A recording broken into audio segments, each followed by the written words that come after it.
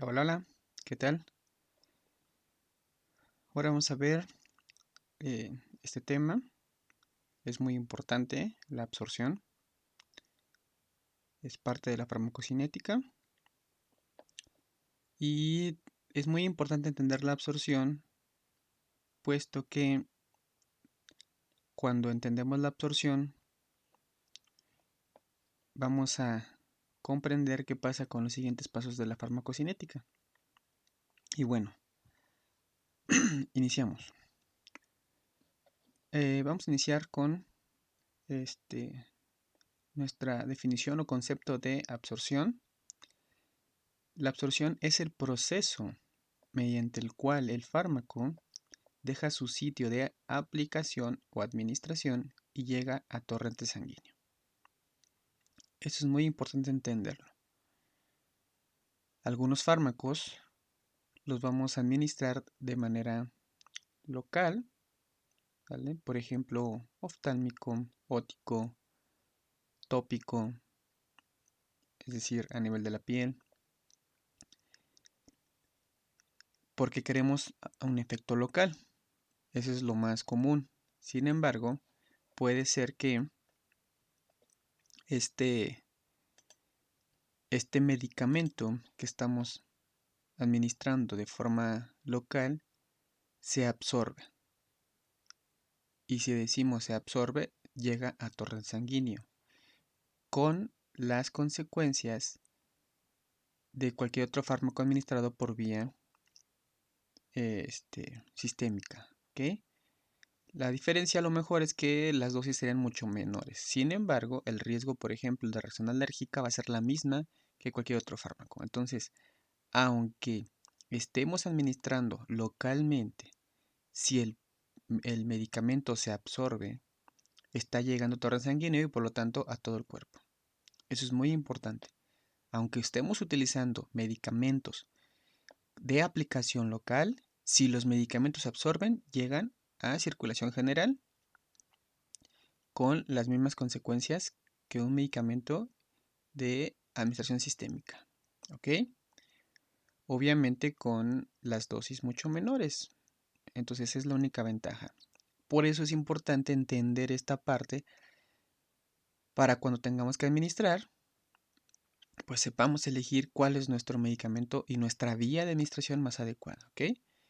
En el siguiente video les eh, hablaremos de las vías de administración, pero ya entendiendo esto de la absorción, será mucho más fácil entender el concepto de las vías de administración, cuál es la mejor de acuerdo a la absorción o a la finalidad terapéutica que yo quiero. Y bueno, entonces, recapitulando, absorción, el medicamento llega a torrente sanguíneo, ¿ok? Una vez que llega a torrente sanguíneo, el medicamento podemos decir que se absorbió. Algunos fármacos, como el manitol, ¿sale? O los aminoglucósidos, como la micacina, gentamicina, no se absorben por piel o mucosa intestinal. Por lo tanto, son administrados por vía intravenosa, en el caso del manitol, y por vía intramuscular o intravenosa en el caso de los aminoglucósidos, como la gentamicina y la micacina. Entonces, estos medicamentos, sí, no se absorben. En el caso del manitol, una vez que se encuentra en torrente sanguíneo, ni siquiera pasa al espacio intersticial o intracelular, se queda en el espacio intravascular, se filtra por el riñón y se elimina. ¿Ok? Eso es un medicamento que sabemos y conocemos cuál es su mecanismo de acción, ¿sí? Que ya es parte de la farmacodinámica más adelante, pero bueno, dentro de la farmacocinética no se absorbe. Si ustedes dan manitol por vía oral, pues lo único que van a provocar es una diarrea, ¿sí? Porque no se absorbe, pero como es una molécula eh, osmóticamente activa, pues va a jalar agua y va a provocar una diarrea. Entonces, es un ejemplo de un medicamento que no se absorbe, ¿sale? ¿Por qué? Por es una molécula que no pasa, no atraviesa la, lo que es la membrana celular, ¿ok? Y el amilglucósido igual pasa, ¿sale? no se absorbe por la mucosa intestinal ni por la piel. Por lo tanto, la vía de administración de estos medicamentos es intramuscular o intravenosa. ¿Ok? Entonces, conocemos ejemplos de algunos fármacos que no se absorben por sí. Entonces, tenemos, por ejemplo, aminoglucósidos por vía tópica, utilizados en algunas cremas, como la neomicina, que se utiliza en algunas cremas para infecciones de la piel. ¿Sí? Ese fármaco estamos seguros de que al aplicarlo en la vía tópica, pues no se va a absorber. ¿Ok? A menos que haya una herida que rompa la continuidad de la piel y eso haga que sí se pueda llegar a sistémico. ¿Ok? Igual pasa con la neomicina que se administra por vía oral. Tenemos neomicina, que es un glucósido que se administra en algunos preparados de venta libre para las infecciones diarreicas, como el Treda, el Caumicin, Copetate, que trae neomicina, caolín, pectina, que es para tratamiento de infecciones diarreicas. Entonces es un antibiótico, pero no se absorbe. Nada más va a actuar a nivel de luz intestinal. Entonces, por eso es importante entender este concepto de la absorción, es decir, ¿pasa a torrente sanguíneo o no pasa a torrente sanguíneo? ¿A dónde voy a tener mi efecto del medicamento administrado? Ok, entonces, cuando administramos un fármaco, ¿qué es lo que debemos saber? Primero, si por la vía de administración utilizada el fármaco se absorbe, ya sea que querramos que se absorba o no. Eso es importante. 2. Si la absorción es completa. ¿Ok? Muchas veces esto ni siquiera lo sabemos. Administramos un medicamento, sabemos la dosis terapéutica, pero no sabemos si la absorción es completa o no. ¿Esto cómo lo podemos saber? Bueno, más adelante vamos a ver que nuestro recurso que tenemos es la farmacopea, ¿sale? Nuestro vademecum o nuestro PLM. Entonces ahí podemos investigar si la absorción de nuestro fármaco, según la vía de administración utilizada, la absorción es completa o incompleta. ¿Ok? Y además otra cosa muy importante, cuando es por vía oral, que es la más utilizada, si esa absorción se altera por la administración de alimentos. ¿Ok? Y punto número 3, la velocidad de absorción, es decir, qué tan rápido se absorbe. ¿Ok? Eso también es muy importante. Si queremos un efecto rápido, tenemos que utilizar una vía de administración donde la absorción sea rápida, porque queremos un efecto rápido. No voy a utilizar un medicamento, por ejemplo, vía oral con capa entérica para un dolor que quiero que haga efecto rápido. ¿Sale? Entonces, también es importante esto. ¿Qué velocidad de absorción tiene este fármaco que estoy administrando según su presentación farmacológica y según la vía de administración? ¿Ok? Entonces, recordando, cuando yo administro un fármaco, tengo que saber si la vía de administración utilizada, el fármaco se absorbe, si la absorción es completa y qué tan rápido se absorbe, ¿sale? Para esperar yo el efecto deseado. Cuando conocemos las características del fármaco y la situación fisiopatológica del paciente, podemos anticipar las repercusiones al administrar un fármaco. Esto es muy importante, las características del fármaco. ¿Ok? Lo vamos a ver en otra presentación, ¿sale? Pero ahorita es importante determinar la absorción, ¿sí? De saber, tener el concepto ya, para cuando veamos, ahora sí, las presentaciones farmacológicas como una solución, suspensión, un trocis con comprimido, una perla, o sea, ¿qué diferencia hay entre? Precisamente para esto, para entender la absorción, para favorecer la absorción, ¿ok? O para evitar algunos efectos secundarios. Entonces, si conocemos las características de nuestro fármaco y además la situación fisiopatológica del paciente, puesto que algunos medicamentos o algunas vías de administración no se pueden administrar dependiendo de la situación fisiopatológica. ¿ok? Esto es muy importante. Entonces, tenemos que conocer al paciente. No podemos elegir una presentación farmacológica o una vía de administración si no conocemos al paciente. Tenemos que conocer al paciente. ¿Sale? ¿Por qué? Bueno, porque podemos anticipar qué repercusiones se pueden tener si administramos dicho fármaco por dicha vía de administración. ¿Ok? Y bueno, la vía oral es por mucho la vía más utilizada a nivel ambulatorio. ¿Sale? O sea, es la más cómoda, la más fácil para el paciente y además, pues son, es la vía de administración que tenemos más presentaciones farmacológicas disponibles. ¿Ok? O sea, ustedes van a la farmacia y si hiciéramos un recuento de cuántos fármacos hay por vía oral, o sea, sería un 80%. ¿Ok? Les ratifico aquí a nivel ambulatorio porque eso es a nivel fuera del hospital. En el hospital casi siempre un paciente que está internado va a estar canalizado, es decir, va a tener una vena permeable y por lo tanto se pasa de la vía oral a la vía intravenosa. ¿Ok?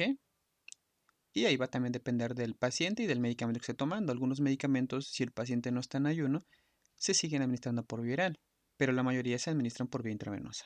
¿Ok? A nivel hospitalario, intravenosa; a nivel ambulatorio, oral. ¿Ok? De manera general, ¿ok? Ya cada caso es particular, no debemos generalizar, simplemente es para tener una idea. Debemos conocer los factores que intervienen en este proceso, conocer a qué nivel de tubo digestivo sucede la absorción, eso también es muy importante. Y va de la mano con el punto que vimos anteriormente, la velocidad. ¿Sale? Si nosotros sabemos que la absorción se da en el intestino delgado, en yeyuno, en íleon, entonces sabemos que la absorción no va a ser rápida, porque va a pasar estómago, y de estómago tiene que haber un vaciamiento gástrico hacia el tubo digestivo bajo. Por lo tanto, no esperemos tener un efecto rápido. ¿Ok? Y bueno, continuamos. ¿Qué debemos saber del fármaco a administrar? Naturaleza química, si es un ácido o una base. De manera general, todos los fármacos, ok, de manera general, todos los fármacos son ácidos o bases débiles. ¿Ok? Otro punto que debo conocer del fármaco, su pK, constante de disociación. Y por último, pH del medio. Es claro que cuando nosotros administramos medicamentos, pues no tenemos ni idea de si es ácido o base, no tenemos idea del pK y a veces ni idea del pH del medio. Entonces, ¿por qué es importante y por qué lo ponemos? Bueno, el hecho de conocer un medicamento, conocemos o nos enfocamos más a la terapéutica.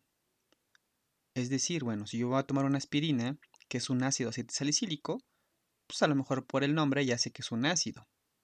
¿Ok?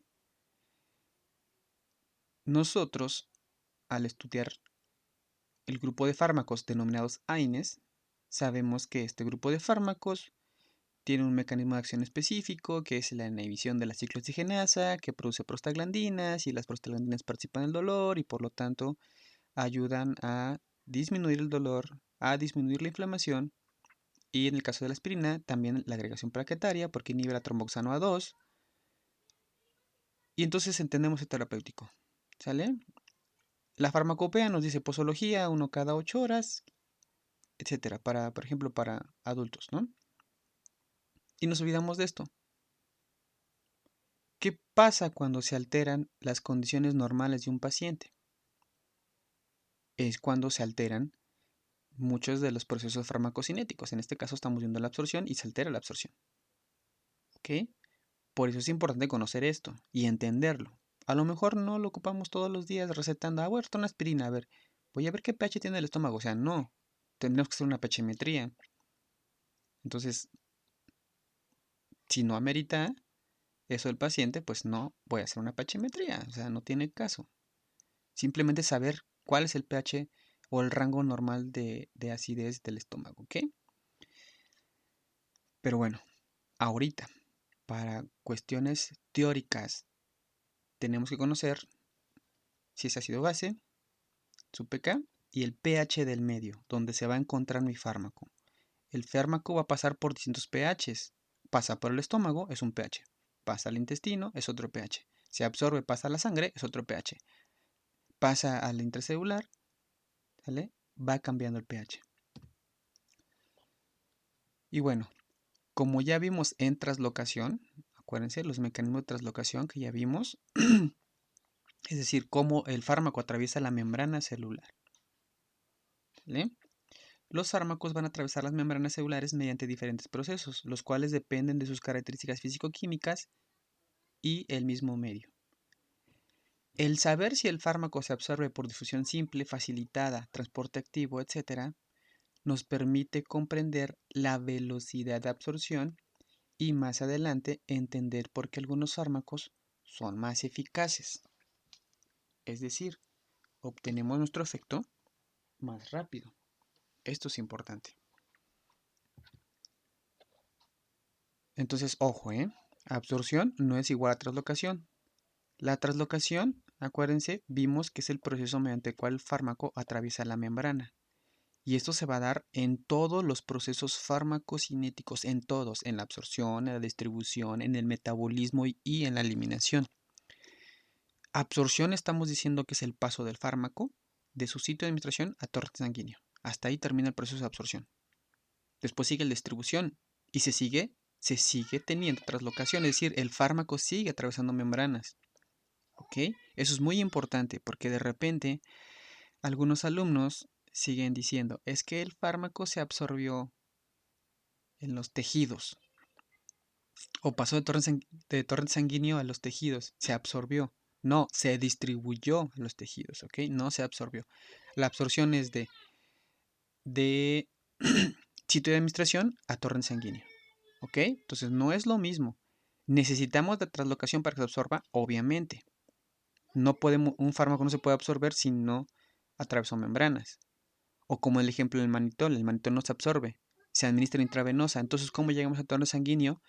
Mediante una vía de administración directa, es decir, nuestra aguja atraviesa la piel y atraviesa el vaso sanguíneo y se deposita directamente en el torrente sanguíneo, porque no hay manera de que se absorba y que llegue a torrente sanguíneo.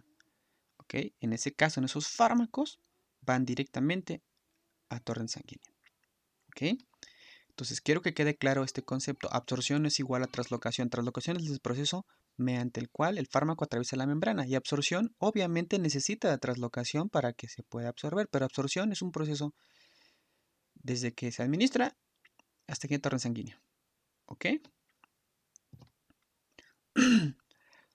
Entonces, tenemos que conocer el pH del cuerpo para saber cómo se va a comportar nuestro fármaco.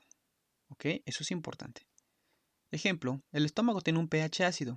Posteriormente, al pasar a intestinos, sufre una alcalinización.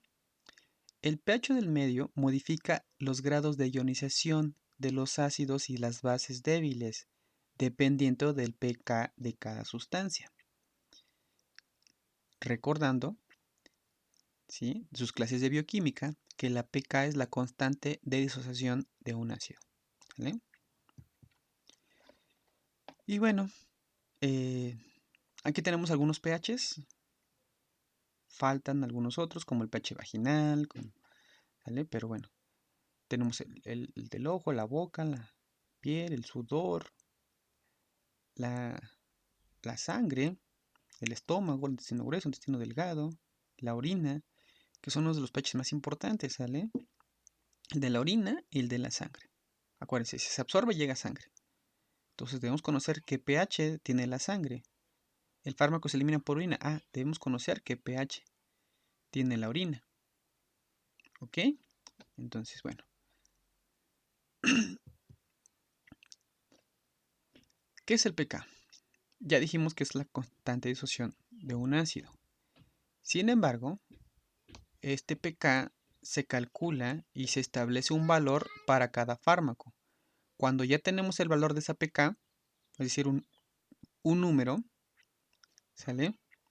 Entonces, ese número vamos a interpretarlo como el pH en el que una sustancia presenta un equilibrio entre las moléculas, ionizadas y no ionizadas, entendiendo como ionizadas con carga y por lo tanto hidrosolubles. Esto es muy importante entenderlo. Ionizadas quiere decir que tienen carga, hidrosolubles. No ionizadas, sin carga, liposolubles. Por lo tanto, las no ionizadas, las moléculas no ionizadas, que son liposolubles, al ser liposolubles, van a poder atravesar la membrana de manera más fácil, sin necesidad de un transportador. Esto ya lo vimos en translocación, ¿ok? Entender cómo se comportan las sustancias según el pH del medio nos ayudará a comprender cómo se comporta el fármaco en el cuerpo. Aquí tenemos un ejemplo de una imagen de un fármaco, ¿sale? Que cambia de su estado ionizado o no ionizado en un pH ácido del estómago, 1.4, a un pH alcalino de 7.4 en plasma. Entonces trasloca lo que es la membrana, ¿sale? La barrera mucosa lipídica, ¿sí? Y al llegar a torrente sanguíneo al plasma, este cambia, ¿ok? Ahorita vamos a hacer un ejemplo para entender cómo se da este proceso, ¿ok? Por eso es importante los niveles de acidez.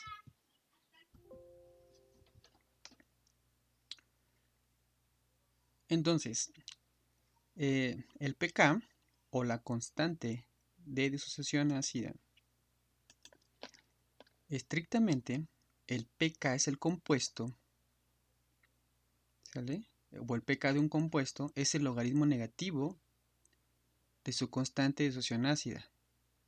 El valor de la pK es una manera numérica conveniente para comparar o expresar la relativa acidez o basicidad de un compuesto débilmente ionizado en soluciones acuosas o miscibles con solventes hidrofílicos. En el contexto farmacéutico, los términos disociación ácida, ionización ácida o constante de acidez son sinónimos. Los ácidos se ionizan para transformarse en aniones cuando ellos pierden uno o más protones. Esto es muy importante entenderlo, ¿ok?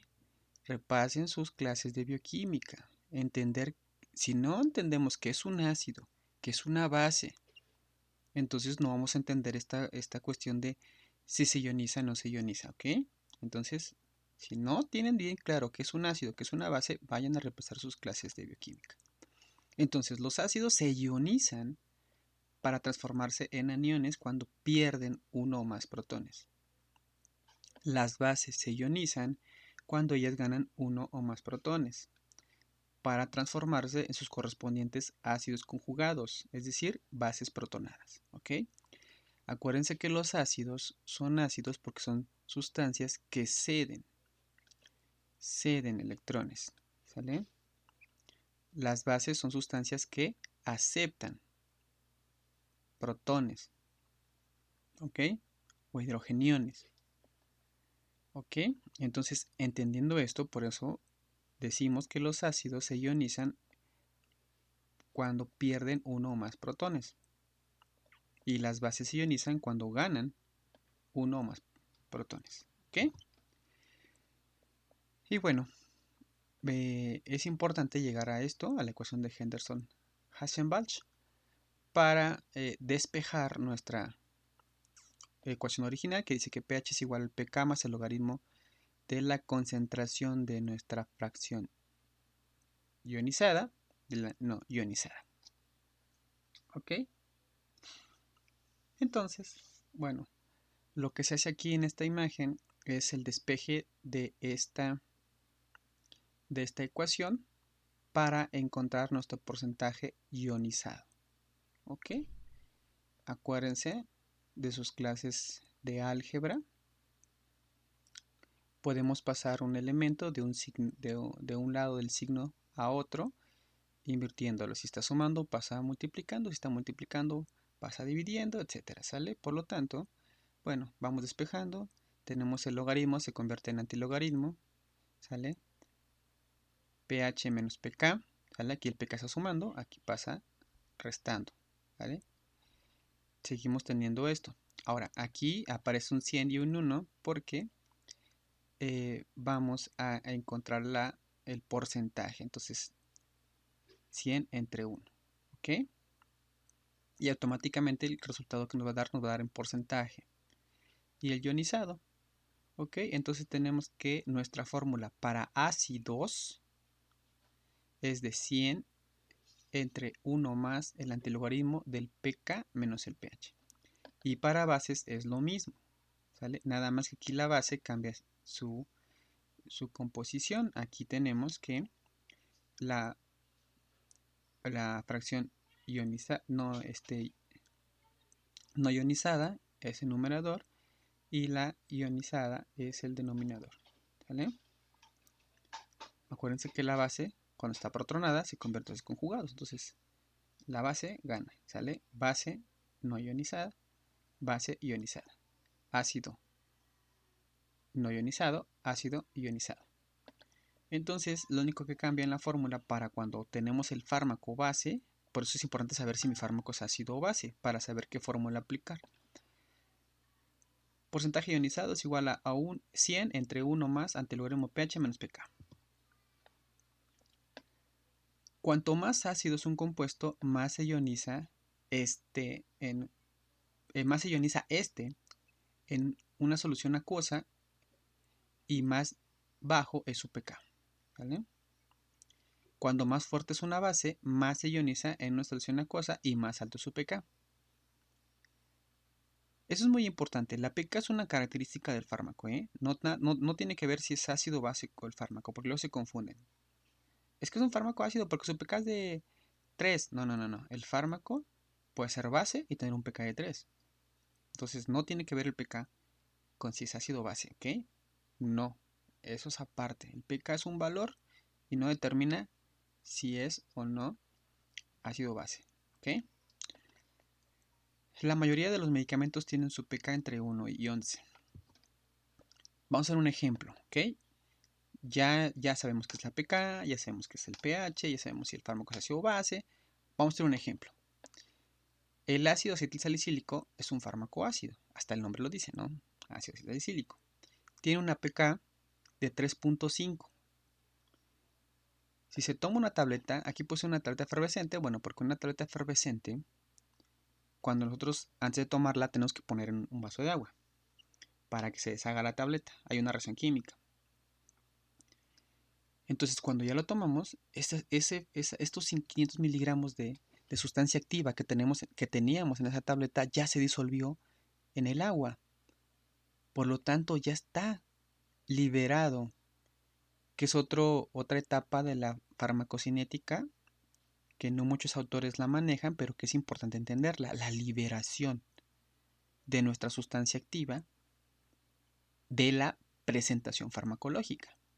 Algunos fármacos, según su presentación farmacológica, sí sufren esta liberación, algunos no. Algunos ya vienen directamente de la sustancia activa. El excipiente será, ya sea que no tenga excipiente, o el vehículo es un medio acuoso, etcétera. Esto lo vamos a ver en las presentaciones farmacológicas. ¿Ok? En el caso de fármacos en solución, por ejemplo, que son administrados intravenoso o intramuscular, pues no requieren liberación. Ya está el fármaco libre ahí o disuelto en una solución.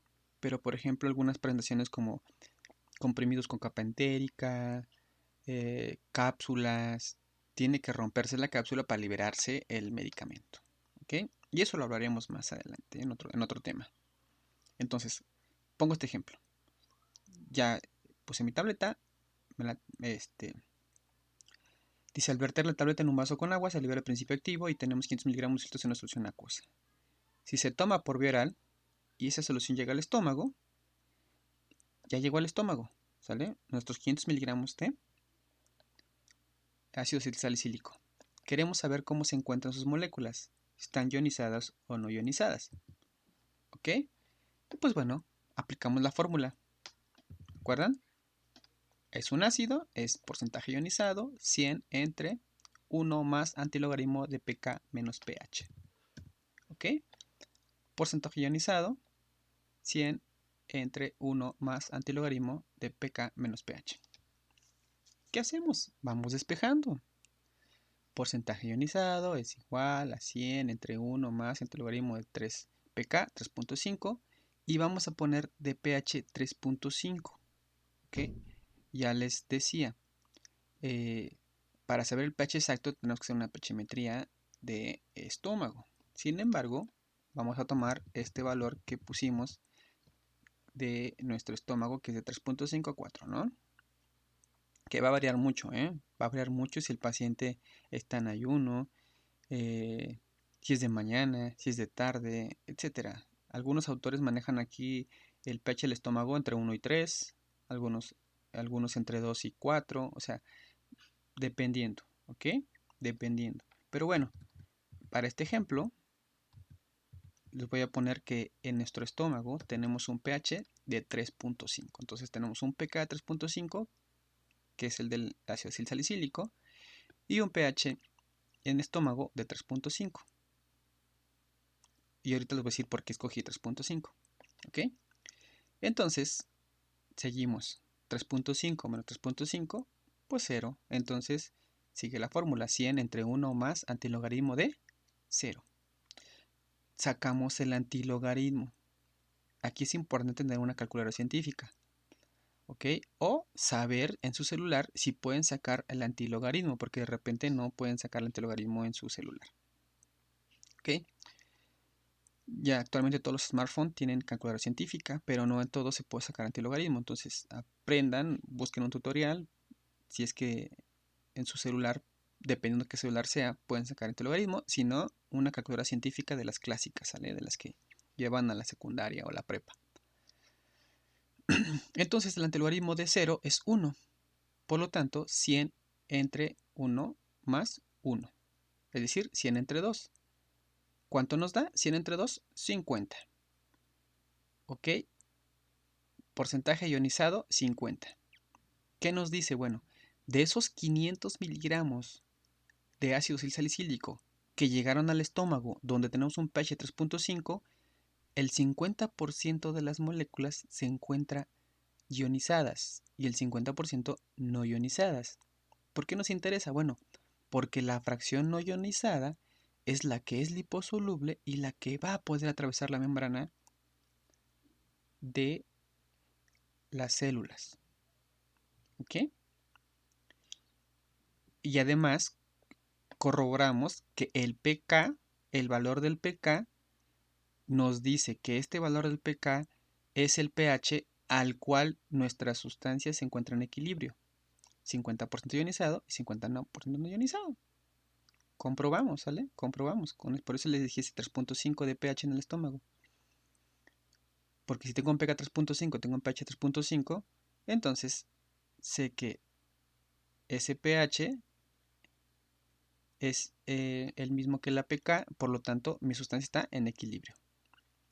Entonces, lo que nos indica este resultado es que el 50% de las moléculas del ácido acetilsalicílico están ionizadas y el 50% no ionizadas. Por lo tanto, las moléculas no ionizadas pueden atravesar la membrana celular para difundir por difusión simple. Ahora, las moléculas ionizadas atravesarán la membrana por difusión facilitada u otro mecanismo, pero no por difusión simple. Esto es lo único. Ojo, muy importante esto, porque me ha tocado que explico ese tema y lo que entienden algunos alumnos es de que los que están ionizados no se absorben. Los que están no ionizados sí se absorben. No, no, no, no, no. Ojo, chicos, no pierdan de vista la translocación. Si yo sé que está mi fármaco no ionizado, es liposoluble, difusión simple, más rápido. ¿Ok? Atraviesa membranas más rápido. Pero el hecho de que mi fármaco esté ionizado no quiere decir que no se absorba. ¿Sale? Se va a absorber, pero no por difusión simple, por facilitada, por transporte activo, por endocitosis, transitosis, etcétera. ¿Ok? Esto quiero que quede claro. Si tienen dudas, pueden preguntar inbox y con gusto les ayudaré. ¿Ok? Ahora, vamos a ver qué nos dice la farmacopea, es decir, nuestro ADOMECO, nuestro PLM. Nuestro PLM nos dice que nuestro ácido acetilsalicílico alcanza su pico máximo entre los 30 y 120 minutos posterior a la administración de una dosis simple. La absorción del salicilato se realiza por difusión pasiva. Aquí, al hablar de difusión pasiva, nos habla tanto de simple como facilitada. El hecho de decir difusión pasiva nos habla de que no gasta energía, punto. Atraviesa fácilmente la barrera placentaria y hematoencefálica. Su biotransformación es hepática y finalmente esta se excreta a través de la orina después de una serie de transformaciones rápidas como ácido salicílico libre, 10% en orina ácida y hasta 30% en orina alcalina. ¿Okay? El estómago no está diseñado fisiológicamente para la absorción. Tiene otra función en el proceso digestivo. ¿Ok? Por otro lado, el intestino sí, fisiológicamente está hecho para la absorción. Y esto pues nos da que el intestino tiene una superficie de absorción de hasta 200 metros cuadrados aproximadamente, según el autor que revisen. ¿Vale? ¿Y esto por qué? Bueno, por los pliegues. Los pliegues de las velocidades intestinales nos dan una gran superficie de absorción. O sea, para eso está hecho el intestino, para absorber todos los nutrientes producto de la digestión de los alimentos. Para eso es fisiológicamente. Entonces, la mayoría de los fármacos se absorben en el intestino. Sin embargo, en el ejemplo que pusimos de nuestro ácido acetilsalicílico, 50% que está en el estómago y al poder difundir a través de la membrana de manera simple, acuérdense, van a favor de gradiente, ¿sale? Entonces rápidamente se absorben. Entonces, 50% ya se absorbió en el estómago. El otro 50% que está ionizado va a pasar al intestino, va a cambiar el pH o se va a absorber por otro mecanismo, por difusión facilitada, donde hay proteínas transportadoras, más que en estómago, porque no es la función fisiológica del estómago. Ok, vamos a seguir viendo lo que nos dice la farmacopea para entender todo esto que acabo de explicar. Aquí tenemos un ejemplo de la aspirina de 100 miligramos, que son comprimidos con capa entérica, que es la famosa aspirina Protec. Y dice, tras la administración oral del ácido acetilsalicílico se absorbe rápida y completamente desde el tracto gastrointestinal. Durante y después de la absorción, el ácido acetilsalicílico se convierte en su principal metabolito, que es ácido salicílico, es decir, perdemos el acetil. ¿Okay? Las concentraciones séricas máximas en plasma se alcanzan después de 10 a 20 minutos en el caso del ácido acetilsalicílico y después de 0.3 a 2 horas con el ácido salicílico. Debido a la capa resistente al ácido de las tabletas de aspirina Protec 100 de 100 miligramos, la sustancia activa no se libera en el estómago, sino en el medio alcalino del intestino. Por lo tanto, la absorción del ácido acetilsalicílico se realiza de 3 a 6 horas después. ¿Ok? Esto es muy importante. ¿Ok? Y lo tiene que ver con la indicación terapéutica. La aspirina Protec de 100 miligramos no lo utilizamos como analgésico, lo utilizamos como integrante plaquetario. No nos surge un efecto rápido. Pero imagínense me quiero tomar una aspirina porque tengo un dolor, una cefalea o un dolor de alguna otra parte del cuerpo y me lo tomo con capa entérica, pues hasta 6 horas después va a empezar a absorberse y a tener efecto. ¿No? Pues no. En este caso utilizo mi fármaco de mi tableta efervescente, donde rápidamente la mitad ya en el estómago ya pasó a torrente sanguíneo. ¿Ok? Entonces, esto es lo que quiero que entiendan para saber qué fármaco es el adecuado y entender por qué uno se absorbe rápido, por qué uno tiene efecto rápido y por qué el otro no. De acuerdo también a la vía de administración. ¿Ok? Bueno, espero haya quedado claro.